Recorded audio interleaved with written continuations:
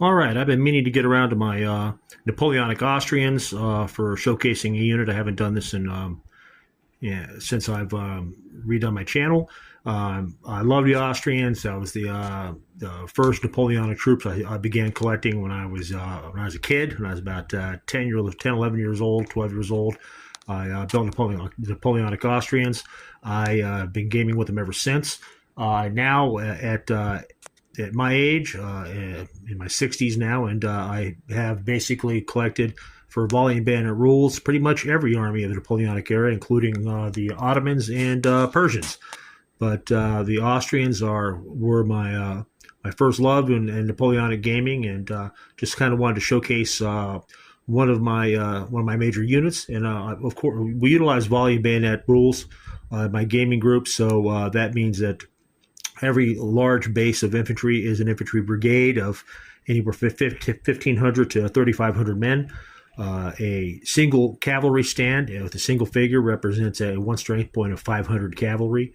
You've got a corps here, and basically I built my army for the Austrians for 1809 campaign, the Wagram campaign. So I've got the army of Germany with Archduke Charles. I also have the army of Italy under Archduke John.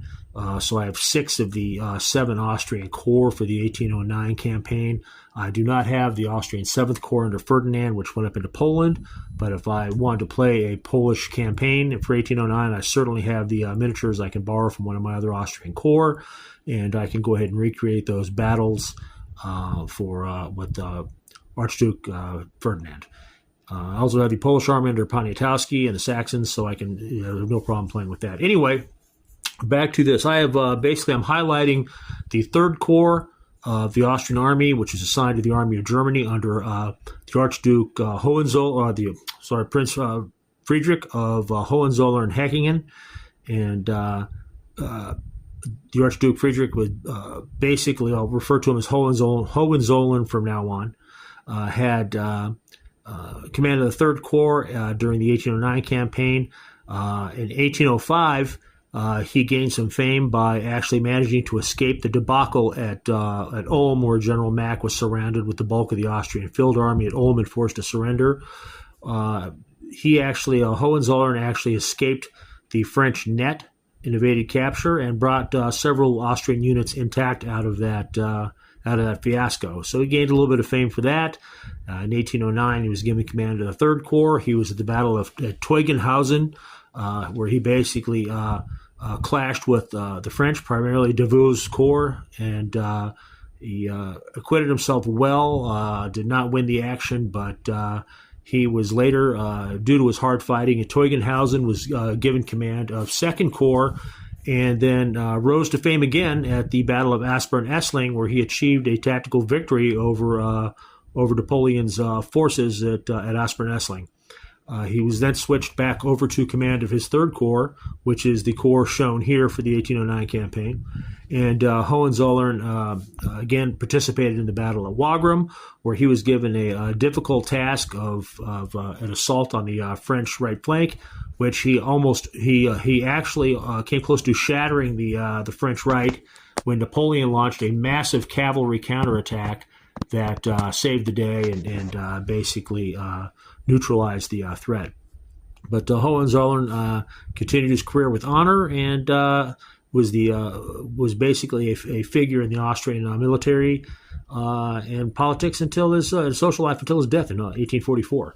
So we have here the Austrian 3rd Corps for the 1809 campaign. I have it broken down for Volley and Bayonet. Essentially, you see several rows here. The first row is the light division of the 3rd Corps, and that is under General Vukasovic. You see him he's wearing the uniform of an Austrian, of a Hungarian general of light cavalry.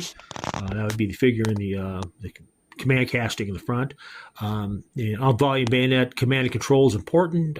You can't be within more than 6. If you're outside of 6 centimeters of your command casting, then your brigade or regiment is considered to be out of command. So you get close together, or you can daisy chain. As long as your bases are touching each other, they're considered in command and control if one of them is within 6 centimeters of the general. So just kind of something to keep in mind if you ever decide to try Volley and Bayonet, the grand tactical rules that our gaming group uses. Here we've got Vukasovic has his light division broken down. He has the Division Horse Artillery Battery Vukasovic, which is directly behind him. You also have 2 regiments of Austrian Hussars. The Hussars are broken down into left and right wings due to the size of the Hussar regiments. Essentially, those are 2 1,000-man cavalry detachments, Hussars, and I believe we were looking at the Blankenstein and Hessen-Homburg Hussars. We also have 2 Grenz regiments. The Grenzers on the right are wearing the newer brown-issued coat with the Hungarian trousers. The brigade on the left, wearing the white coat with Hungarian trousers, is in the older Grenz uniform style, 1809. The Austrian army is undergoing a transition in its uniforms, as well as tactics and formations. But the Grenzers you see here are basically typical of kind of the changes taking place in the Austrian army at the time. Uniform and appearance. They're also in the process of changing from the helmet to the shako. So you'll see an occasional unit in my armies. The Hungarians are almost all in shako. Some are in helmet.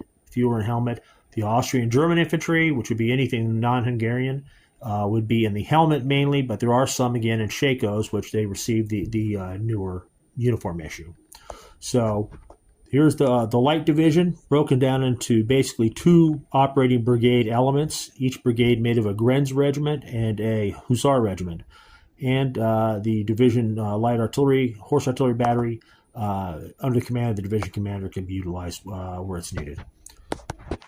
Moving along to the 1st Austrian Line Division, we have the Rohan's division, and Rohan has 4 regiments of Austrian infantry, broken into 2 brigades. Rohan's division artillery battery is directly behind him. In Volley and Bayonet, this one artillery piece can represent a battery. It can represent a large battalion. It's anywhere from like 1 to 3 strength points, defending, and they can be various calibers of guns. That will all be assimilated into that one stand, represented by the one stand. So Rohan's division, he has all 4 regiments, essentially 2 brigades under his direct control. You also have a division, 1st Battalion of the Archduke Charles Legion, represented by the skirmish stand on the left. All of the Austrian line infantry and Grenz regiments have battalion guns assigned, which is kind of a neat thing. In Volley and Bayonet, you get an extra die roll, cannon roll for that, for the infantry and Grenzers and Jaegers that have their battalion guns. Which is helpful and pretty annoying to your enemies. The French, our French player in particular, resident Frenchman, is particularly annoyed by Austrian battalion guns pelting him. The 2nd division here in line is the 2nd line division of this corps is the division of St. Julian. St. Julian here, again, with 4 regiments of Austrian infantry, one of which is in shako, and the others appear to be in the older helmets. You also have another battalion of the Archduke Charles Legion that is assigned to this division for skirmishing, skirmishing abilities. The Austrians don't have their infantry don't have dedicated skirmishers, and they're in Volley and Bayonet they're unable to go ahead and assign skirmishers. So having an additional skirmish stand is helpful. So the the Grenzers can all be broken down. The 2 Grenz regiments that are part of the light division can be broken down into individual skirmish stands, or you can assign 1 or more skirmishers out of that brigade and pull the troops out of that brigade if you need to for skirmishing, or you can keep them intact as another infantry force.